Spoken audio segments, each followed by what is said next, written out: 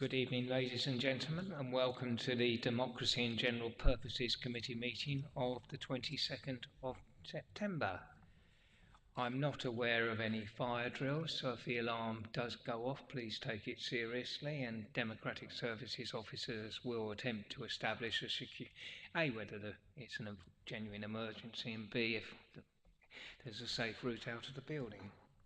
If not, well, its windows are hard to jump out of, but if anyone has got any mobile phones with them, could they please ensure that they are either turned off or on silent mode? Can I, whilst talking about mobile phones, ask if anyone is intending to record this meeting other than for purposes of taking minutes? No? Ask merely in order to be informed rather than to stop anyone doing so. But as Councillor Mackay isn't here, that doesn't seem to apply. Move on to the agenda proper. Item 1, apologies for absence. Do we have any apologies this evening? In that case, we shouldn't have any substitute members. Item 3, are there any urgent items? I can see that unless they're hiding online, we don't have any visiting members. Are there any disclosures by members and officers? Oh, that's good. Disclosures of lobbying. Has anyone been lobbied on anything? I'm surprised, given we got two candidates for an outside body position, that neither of them has lobbied us. Somewhat surprising, but never mind. There's always time. To consider whether any items should be taken in private because of the possible disclosure of exempt information, I intend to take the entire lengthy agenda in public. Is that agreed? Minutes of the meeting of the 25th of June 2025. That seems an awful long time ago now. Can I have any corrections to those minutes, if any? Councillor Thompson. As you will know, Councillor Inglis, as a member of Boxley Parish Council, in planning papers recently, I came across a concept of a colour called invisible green, referring to railings in the parish churchyard. I wonder whether it applies to me as well. I had to ask for my apologies to be registered for the last meeting. I'm sure I spoke at the meeting that I attended last time, but I don't see any record of it in these pages at all. I recognise all of the other people who spoke at it, but I don't seem to be having been acknowledged. So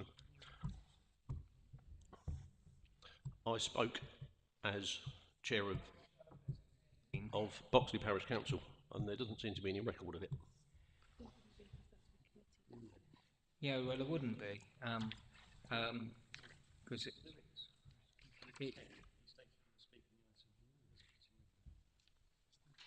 yeah, you're looking at the top there with attendance, but if you look down further under notification of visiting members. So at the part at which other people made representations, should it not be the case that the contribution of the chair of Boxley Parish Council should be shown? I simply asked the question. It is shown. It's item 4. If you look down the agenda, it is clearly mentioned.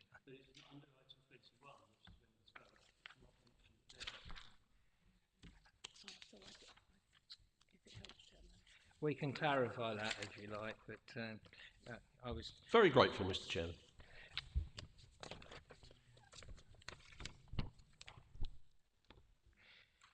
Right. Any other amendments, clarifications, updates? No, in that case, we agree the minutes, and I will sign those as a correct record shortly, as amended, obviously. Right. Presentation of petitions, if any. We don't have any. Question and answer session for local residents. Unlike last time when we were inundated, we don't have any questions this evening. And now do we have questions from members to the chairman? So that brings us on to the committee work programme, item 12 on page 8. Mr. Conor, did you want to say anything on the work programme? Just briefly, there's not much to add to what is a fairly short work programme, but an important one, because in October the Community Governance Review item will be coming, which will be to ask you which proposals you want to take forward to stage 2 of the Community Governance Review for the further consultation. But other than that, I've got nothing to add. Thank you. Do any members have any comments or questions to add on that report? I'll just sign the minutes then.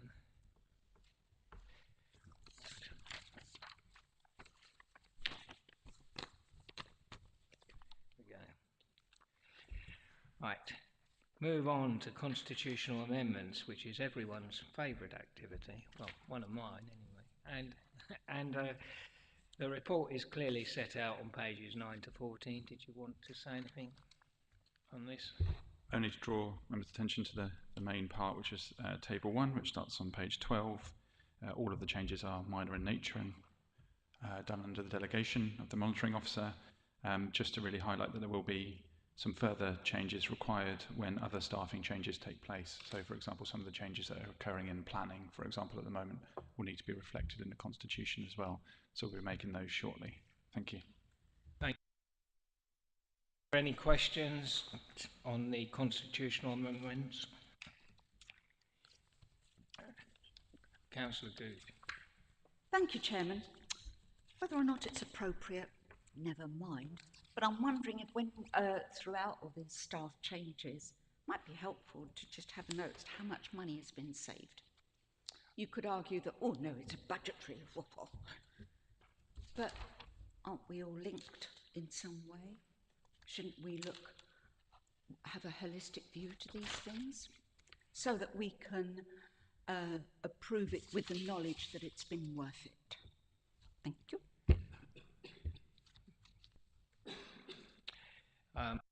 I note the comment. I mean, the cross-cutting analysis does usually address whether or not there are financial implications to any consequential constitutional changes. So, I mean, this committee's remit and the remit of this report is just to reflect on the changes to the Constitution and be responsible for that document. The changes to budgets, staffing profiles, etc., fall under other areas. So the Cabinet is obviously responsible for the budget process, which it recommends to Council each year, and the Head of Paid Service then delivers the staffing structure within those budget headings, so that there aren't decisions to be considered here in terms of impacts of staffing. What I'm saying would be reported to you is just the reflection of the change of language in the Constitution, just so you can see what's being changed there to enable delegations to function properly. However, as I said, if you look at the top of page 11, it does actually, in the cross-cutting analysis, cover the financial issues such as it is in terms of its relevance to this report. So if you direct your attention to the top of page 11. Thank you, Chairman. I do try. I also try to instill a little bit of additional interest into these committee reports and to members' decisions that they make that impact on people's lives and on the budget and the level of council tax. However, we let it rest there. Here endeth the first lesson. Just a minor point. You mentioned the cross-cutting issues bit. Could we please use the current version rather than the old last year's one? Good point. It is always best to use the up-to-date versions of these things. Right, any further comments on that? Councillor Thompson, Stephen Thompson. In the interests of providing further lessons for Councillor Gooch's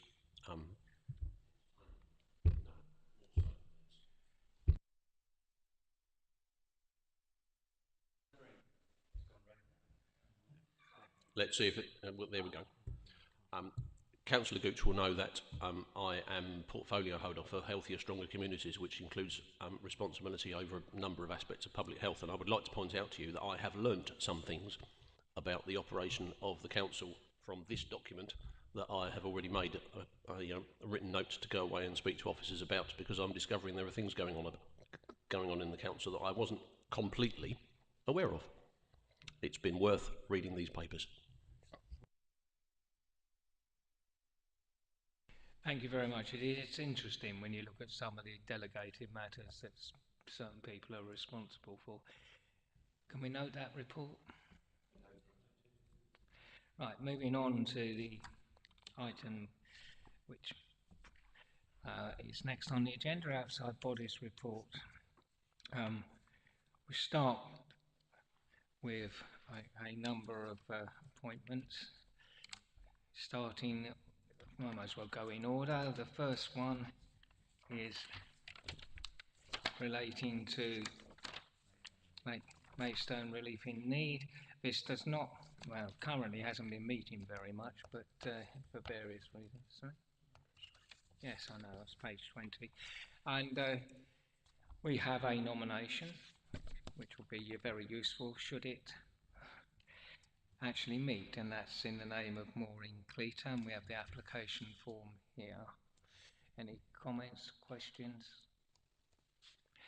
In that case, can I see someone to formally move Councillor Cleater's nomination? I was going to say something. I was Well, going you can to say... speak first. You Can I don't have speak to. first? Yeah. Oh, whoopee.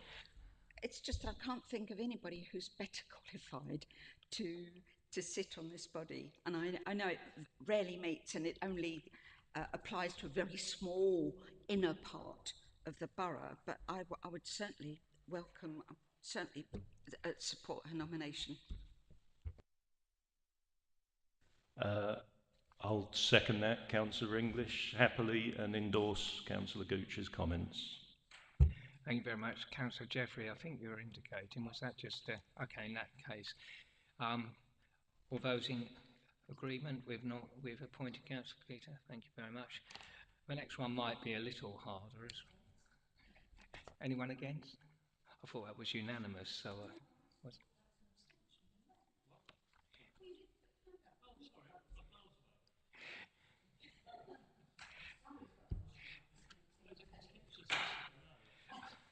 The next, okay, that is now unanimous. Thank you very much.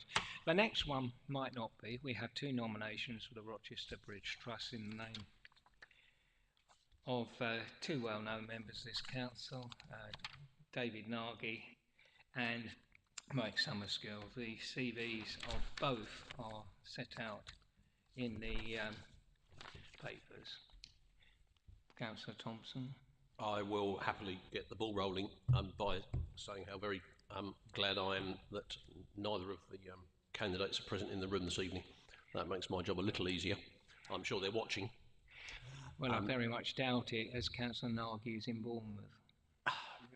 You never know. Be that as it may, I can't claim to know any of my council colleagues extremely well. I, as you know, have been in this place for a very modest period of time. And I simply wish to point out that in the significant but nevertheless small number of times that I've had the pleasure of being in the same room as Councillor Summerskill, I have found his attention to detail, the reach of his intelligence in matters that are complicated and have legal implications, and indeed the Planning Committee would be one of those places.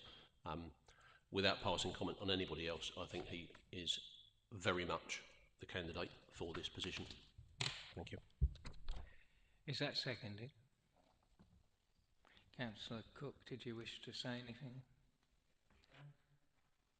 Just briefly, Chairman, if I might. Having read through, I mean, I've been doing local government for some time, and very, very aware of how Rochester Bridge Trust operates. And I'm not really sure whether technical qualifications will have that much bearing on being a trustee of the Rochester Bridge Trust. It's more about identifying which land they want to put into whoever's local plan is coming up in terms of selling off the land to maintain the bridge. which seems to be the thing that they do the most.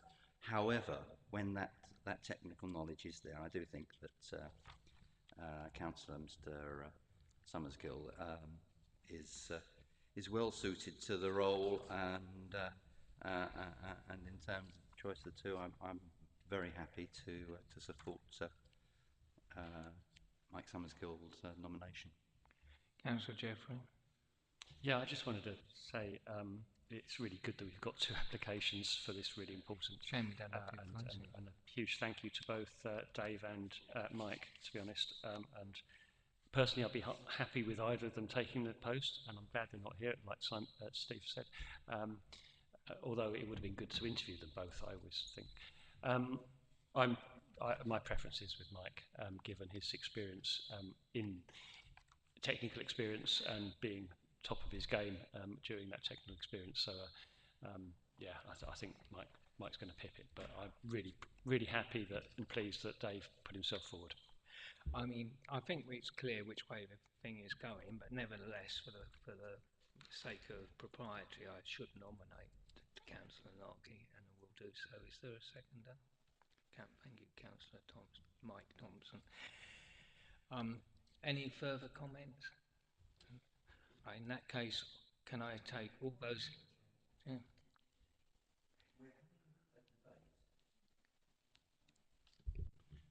Maybe the officers could assist, but we have 2 motions. Or is that doesn't apply in this situation? Okay. Yeah, essentially we've got 2 candidates for one yeah. position. So the kind of etiquette then is that you vote for each candidate that's been put forward and take the numbers accordingly. Fine. So you don't have to do a for and against. I was just concerned that in terms of motions being moved and seconded, you know, but okay, that's fine. They're not competing motions, they're the same motion, but we have to, move the candidates. Right, I will take them in order of nomination. Those in favour of Councillor Summerskill, please indicate. That's all. And those in favour of Councillor Narkey? Councillor Summerskill is appointed. I take it we don't get a substitute member? No, just checking. Before we move on to the next part of the agenda, may I make a slightly congratulatory note, a slight departure from the agenda. At the annual general meeting of South East Employers last week, a new vice chairman was appointed to the organisation to represent the expanded independent and green group. And I have pleasure in saying that I am joined on the executive by the new vice chairman of South East Employers representing the green and independent group, Councillor Stephen Thompson. So, well done. Now we move on to vacancies with no nominations received. First of all, just for noting, but you will see on the papers at Maidstone Area Arts, and I wanted to mention this because I want Mr. O'Connell to say something about Medway Valley Line, please. So Appendix 3 sets out the Medway Valley Line outside body position, which has been advertised and not been filled for 2 years. And we have a protocol in place, which is set out within the main body of the report. That recommendation needs to be made to full council as to what to do with that position, given that we failed to fill it for 2 years. And should you wish to retain it, then you would need to identify and recommend an appropriate course of action to try to fill it as well to council.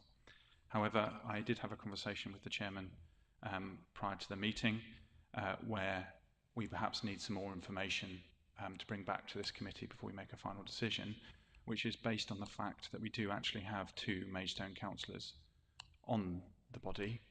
Just one of them isn't appointed by this council, but is on there by virtue of being the chairman of it.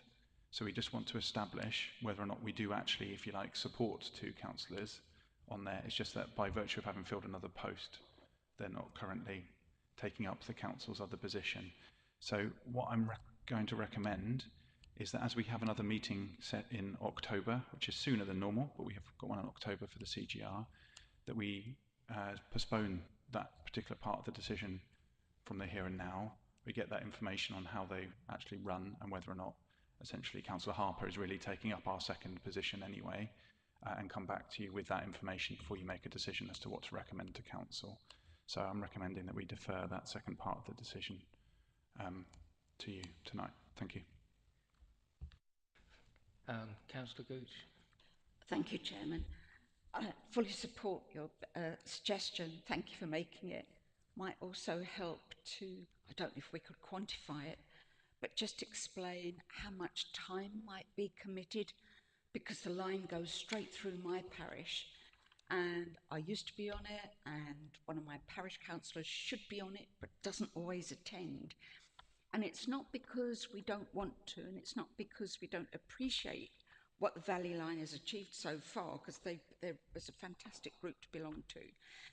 It's the time that you have to commit along with everything else, and it's such a shame. So anyway, I support I support the motion. Councillor Thompson, and as it's being deferred, I don't want a massive discussion, but Thank you, Councillor Gooch, for saving me from making that point. Thank you very much. This position, the role, the reason for representation is hugely important. So taking on board what Councillor Gooch has said, I also would draw attention to, I think the first meeting that we had in this session, we talked about inviting representatives to make reports to this group, however briefly. I'm not sure that we've seen any of those to date. I'm not sure whether the invitation got any further. So as I say, it would be very good to know what has been achieved and what the implications are for the council's business. And the further question that I have is whether or not the implications for perhaps rescinding a position might have knock-on effects with local government reorganisation. It would be a shame if there were unintended consequences from withdrawing to the group, but I hope that that's an unnecessary caution. I'm sure we can go into this discussion in October when we're better informed. Is it agreed to defer? Thank you, Mr. O'Connor. Right, the final item on the agenda tonight is for noting, but it's very important that these be put in the public domain, given the concerns that have been expressed. Sorry, Councillor.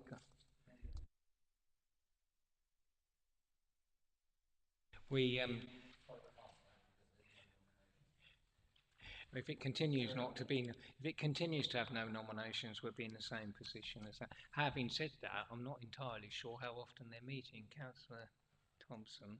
This matter has already been brought to my attention under my portfolio responsibilities. I understand that the organisation itself is in a rather precarious position. I have a meeting very shortly with the director concerned, and we are following up.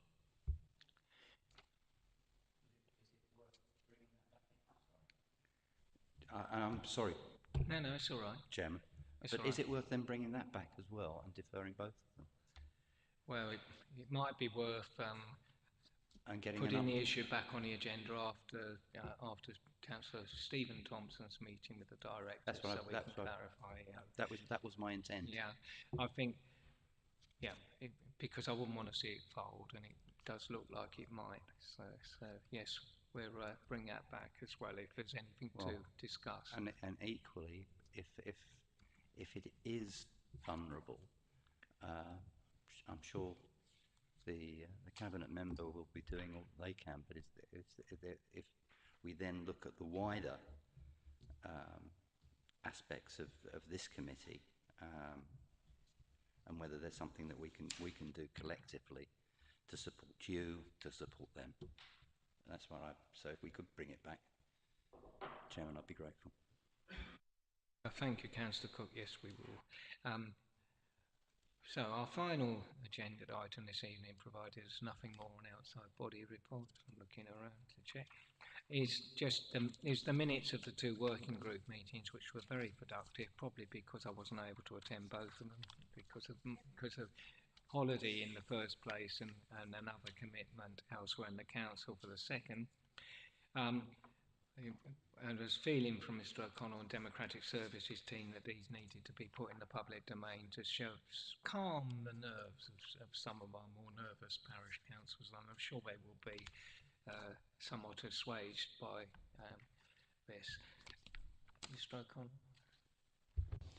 I'll just highlight that these haven't been put in the public domain for any kind of political purpose. They've been put in the public domain because the Constitution requires us to do so if a group is going to be in existence for longer than 6 months, which this group is, as it works on the Community Governance Review. So you'll get the other minutes of these meetings as they come through as well. And they're literally just being reported here for information so that they are made publicly available. Thank you. It will have the effect, though, of calming nerves. Any questions? Councillor Cook, you were first. Thank you, Chairman. I just wanted to welcome the fact that the minutes are bringing this into the public domain, because that's where it should be, frankly. There's an old definition that goes along with localism: no decision about us without us.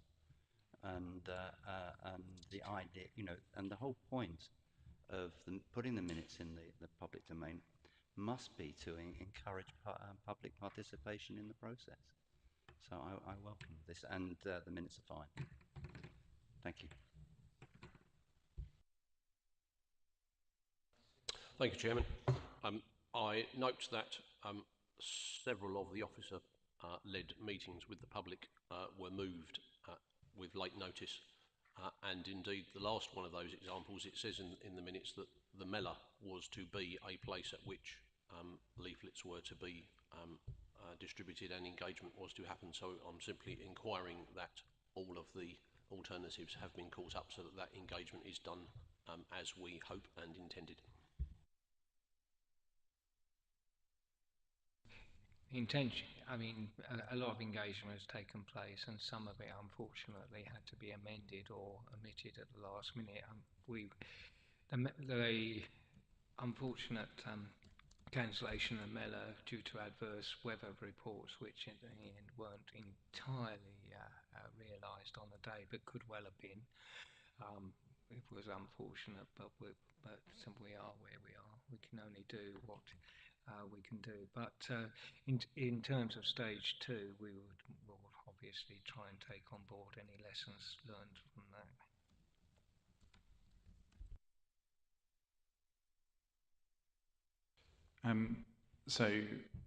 We had to cancel one of the events, and we've rearranged another one.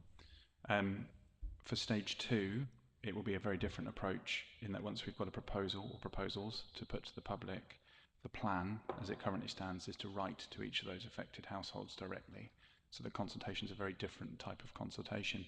And the reason why we've done that is to get value out of public money, really. From the lessons that we learned when conducting the my first community governance review of the whole borough, this stage 1 got very few responses, very little engagement, despite a lot of effort. Stage 2 got a lot more. So once we've actually got something for people to get their teeth into, to see and to respond to, that's when I think we need to put our shoulder to the door and really push.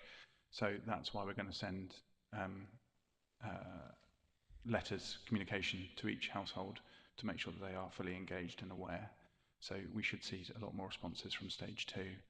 But as you can see from the minutes, we have been looking at keeping track of the responses to the consultation without wishing to prejudge what it's going to say. We can take some ideas for what we need to do in terms of where we can put our resource and what work we need to do, so we're not wasting time, effort.